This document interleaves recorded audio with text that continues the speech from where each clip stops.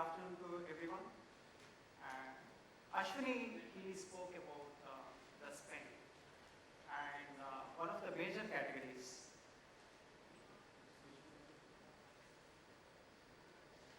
One of the major spend categories is your logistics cost. Depending on how fortunate that particular company is, your logistics cost could be 10%, 20%. This is what we have seen.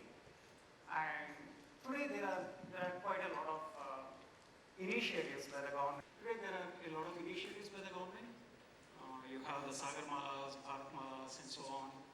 How do we leverage all these, and how do we come together? Whatever the government is doing, whatever initiatives that you people have, and whatever best practices that SAP has seen working with the customers globally, how can we leverage all this in order to bring down our logistics costs?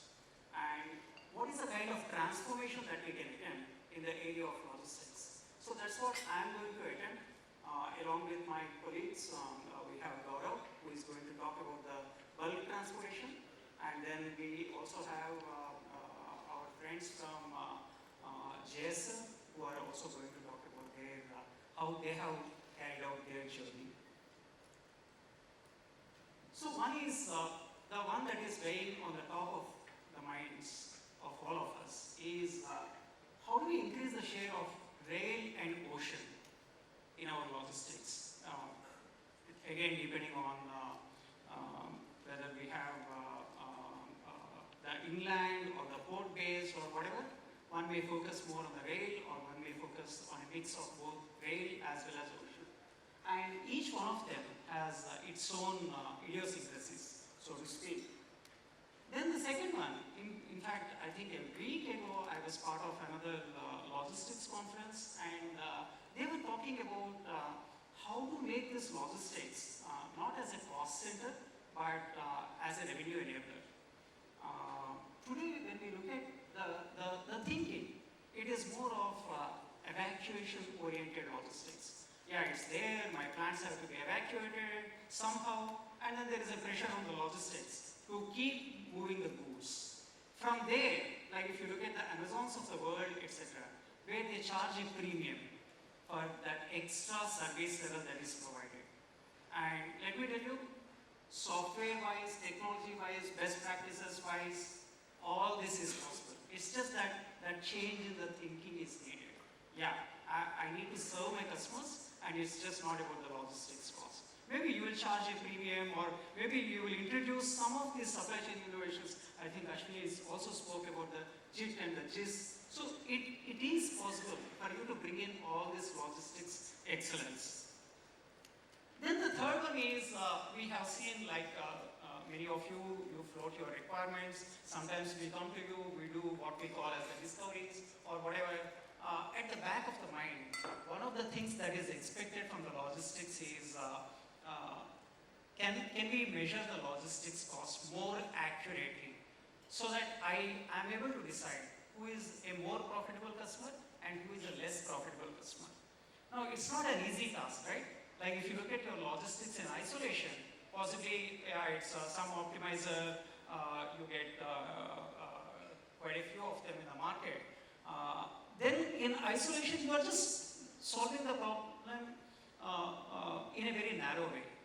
But if you are able to dovetail it into your finance, which means you are capturing your costs, and then you are allocating those costs onto the consignments, and then you are able to, whatever is the positioning, maybe you are taking it to the stockyards, or you are taking it to the end customer, depending on your Incoterms. At the end of it, you are precisely able to measure your logistics cost.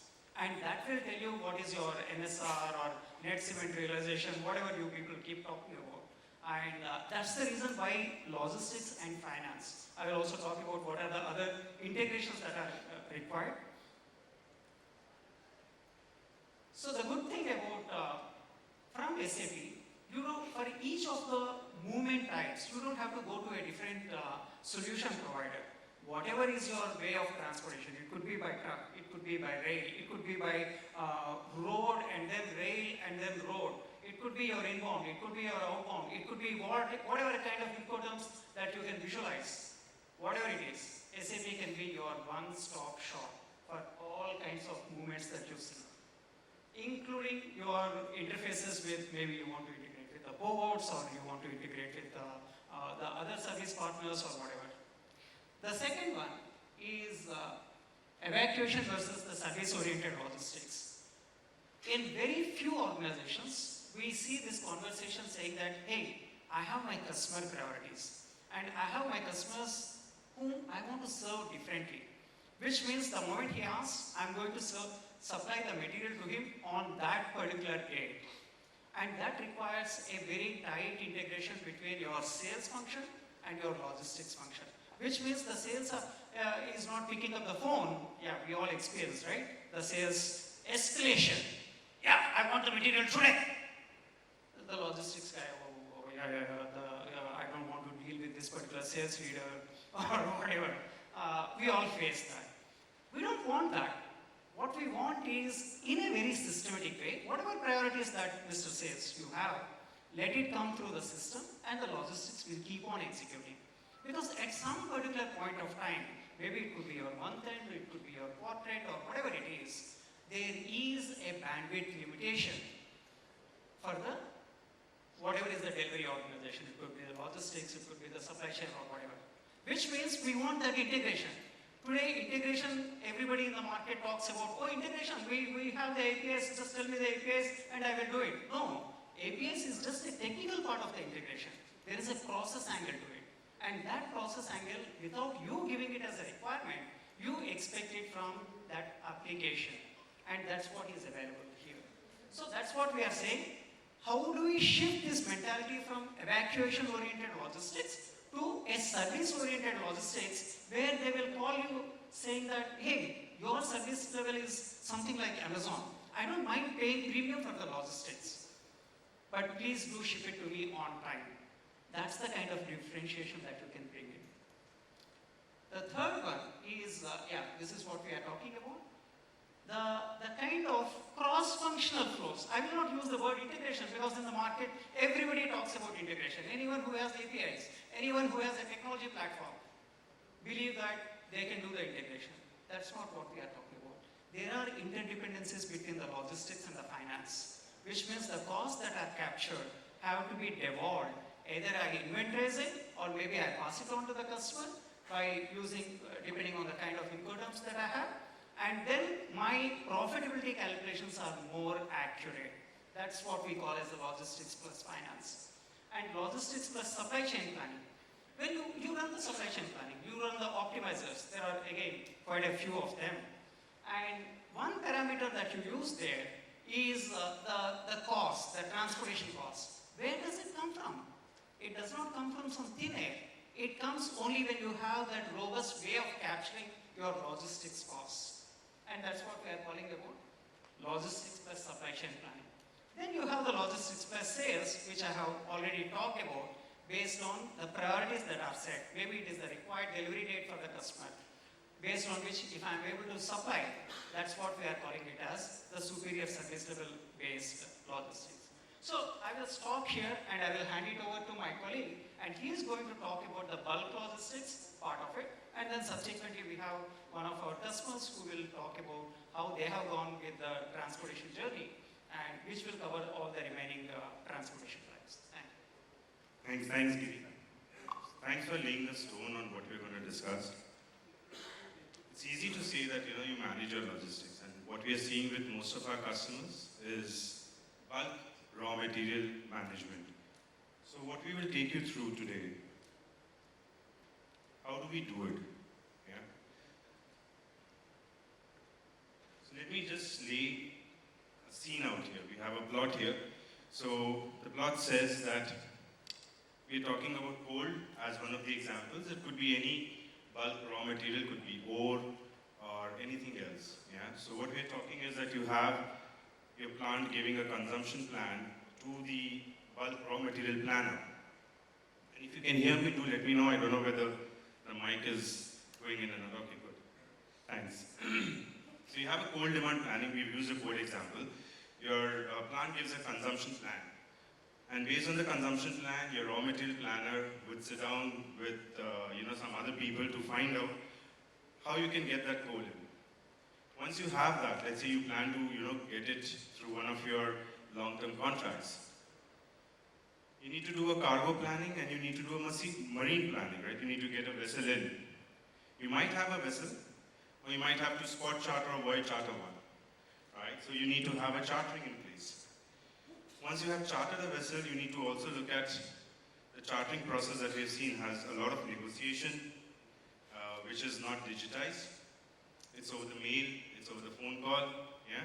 So there's an opportunity for digitization there. Once you have done a vessel fixture, you can start off with the actual vessel operations. And again, there is a lot of opportunity for digitization in that piece. The next thing would happen is that, you would have, let's say that the vessel started from the load port. You're getting some coal from the Australian side or from Singapore, and you realize there is a congestion in the port. And you have an option either to divert it to another alternate port, or basically, take a decision of what kind of a demurrage you might incur. Yeah? So again, a digitization opportunity where making a decision, you would require some data. If the vessel reaches the port on time, you start your unloading. But that's just the port, right? Next starts, how do I evacuate this product to reach my plant? How do I plan my rail movement? How do I link it to the government's FOIS system or any other system that you would like to use? And so this is a value chain which we'll just look at quickly. Unfortunately, if you want to see a system demo, you have to walk to our booth, but this is just slides. I won't spend much time on this. These are some of the people who are affected. Yeah, you have a raw material planner who needs to talk to maybe Samir to find out, whether there is inventory available on the port, there's inventory available on the plant, how can you move it? Both of them might need to talk to Simran, who's basically the buyer. Do you have a deal already? Do you have a long-term contract, or do you want to go in for a spot contract? And then they finally give their requirements to Sayan, who's going to check out how he's going to do the voyage planning. Happy is here responsible for receiving all the chartering requests and finding a vessel. It could be through a voyage charter, or it could be if you have a time charter already available. But he initiates the chartering process, and once he does that, he has also got to give the information to port operations for vetting or when the vessel arrives for berthing. And you have the vessel's operations manager, who basically does the real-time tracking, decision-making on diversions, potential demurrages, and so on. The rest of the players are responsible for the actual operations, loading of the ship, and one of the most important aspects is quality assay. Yeah, what we've heard our customers, right? We want to see the quality at every step. From the time it gets onto the ship, from the time it gets out of the ship, into the yard, into the railway wagon, and up to my plant. And finally, once the material would be at the port, you would have some people who would take care of planning the rake, loading the rake, and sending it to your plant. So this is how we start with, right? And I would not be able to go back to the plot slide, but it is there at that small end. So the first thing we said is, planning the inventory. You need to see a visibility of what I'm going to consume, what do I have in my plants, what do I have at the port, when can it reach me, all right, how can it reach me? So it's just not about some material lying at the port, but it's also important to see how it is going to reach me. Or at least someone needs to make a decision that if you see there are negative values out there, it means that, if I do not plan, I'm going to be having a stock situation. Yeah? So this is the first thing where we start, is where I receive a consumption plan, I put it up on the inventory, and I start looking at how my whole stock situation is. So I need inventory, I was on negative. All right, so I go back to my contracts, I check out whether there are available contracts, when are they going to expire, what are the good rates I might have, what are the quality I have. And once I have done that, I have identified a contract. What I create is a vessel cargo plan. The vessel cargo plan basically tells you from where, from whom, and how. But I need a vessel, right? And the system will tell you that, okay, these vessels are not assigned. So typically what it is telling you to do is send this to Happy so that he can look for a vessel. All right? So what does Happy do? Happy goes to his charting solution, which gives the visibility of the current port situation. Right? So you have lots of APIs which gives you this information. So you can bring it into SAP. You can look at what is my port situation. You can create a plan. So I'm going to lift from Australia, bring it to, let's say, Paradip port, and then divert part of it to Mumbai. Okay? You can do your lake and planning. You can find out how many port days are required, what might be the weather situation, what is the tonnage I'm going to use. You would also want to see, what is the freight cost. Maybe through the Baltic exchange or through, your historical data. Yeah? And once you have done that, you basically release a request, yeah, for your chartering team, and you send it to maybe verified vendors who are going to provide you a bid for your request. As I said, this is also a place where we see the negotiation, which can be digitized. Yeah? So once you have that, you basically get into a situation where we generally have a 30-minute window or something, where you basically negotiate the freight and other activities with the prospective bidders. What you also do is you have you've seen documentations for a request, which is lots of data about last port call, last flag. Those are basically technical information which is required to qualify whether this vessel, can land in India. Yeah, so what we call as lowest price and technically the best. So those kind of evaluations so that the system can tell you, as per all your requirements, this is the best bet for you. So this is what I was saying, that, at the end of the bid, the system should be able to tell you that, this is as per the technical requirements you had given and the cost. This is the best bid for you for for chartering the vessel. Once you have chartered the vessel, you have defined it for vetting and the vessel becomes your actual vessel, you basically start tracking it. Yeah, so you have an actual versus what you had in plan. You would also have the cost elements, right? You have done some planning for the cost. You have various ancillary costs that are involved, and you just want to be sure that your cost overrun is not there. Again, this is a section which you can basically check, so that in case you are going to incur a potential demurrage or there is another scenario happening in terms of cost escalation, it tells you. Finally, all this cost can basically go into your raw material landed cost. In addition to that, you would require also your statement of facts. Either you have an agent or you have someone who's going to upload your statement of facts, so digitization of the SOF. If that SOF tells you that this vessel, which is going to come to Mumbai, and that looks really busy over there.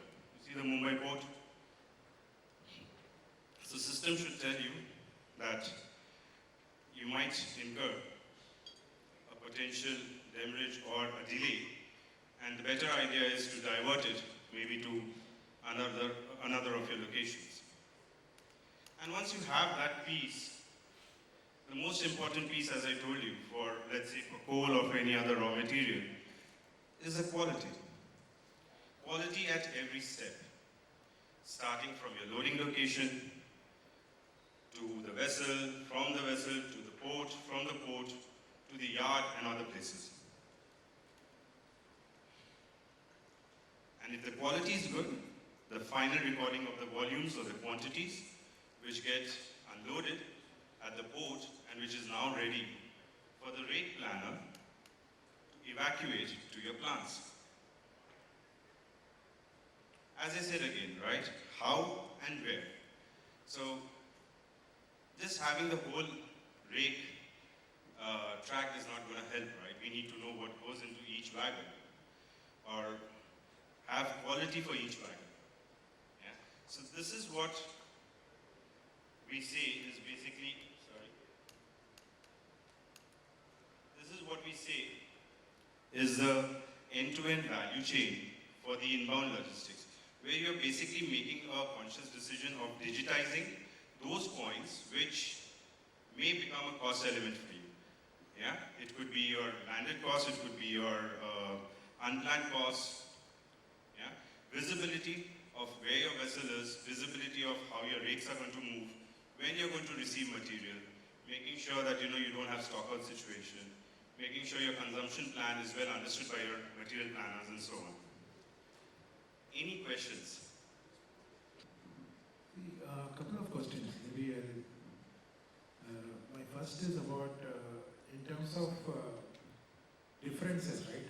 I've seen whatever you have kind of seen. We have also implemented to some extent the LETRA module, the logistics exhibition transportation module. Now, our experience was not great, right, in terms of some of the challenges it brought in terms of flexibility, right? So the business that you described from a logistics standpoint in terms of something coming to the port, so these are all large vessels that hit the port, and from there are multiple shipments, multiple legs up.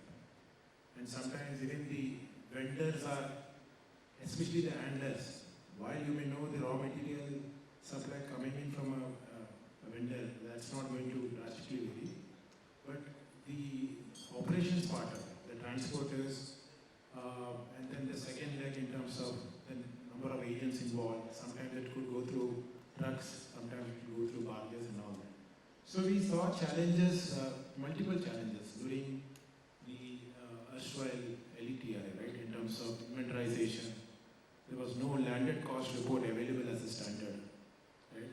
And even if you have to, while I can appreciate the various parts coming together, but if you have to kind of put an integration in place, right, in terms of different conditions, mapping to vendors. So the way the architecture was, there was a lot of rigidity around it. So if I have to say, I want to use X vendor for a particular shipment cost, right, or a condition type, there was rigidity in terms of how I could use it. If I were to extend that to another set of vendors. So it was all customization and, so we learned it the hard way. So my first question is, what is this new solution, what does it offer? In terms of, what are the flexibility and what are the capabilities in, let's say I have to migrate from LETRA to this specific solution. What will that journey look like? And if there are any added functionality that has come in. So if you can talk about that. And my second question is around the agencies that are involved, right? In terms of freight transporters, CHA agents, transportation agencies. How can they seamlessly integrate, right, to your system? So what are there portal capabilities? Are there APIs offered? Right? So if I have to ensure that the end-to-end process is completely seamless in terms of, we getting the invoices, processing it, and so on. So these are my two set of questions. Good, sir. So the first one, you want me to take? So the first one about LETR. You want to take that? Thanks. So many people have this particular question as to, hey, we have in ERP we have implemented the LETRA's logistics execution for the transportation. So what SAP has done is SAP so that customers can consume the functionalities in a modular way.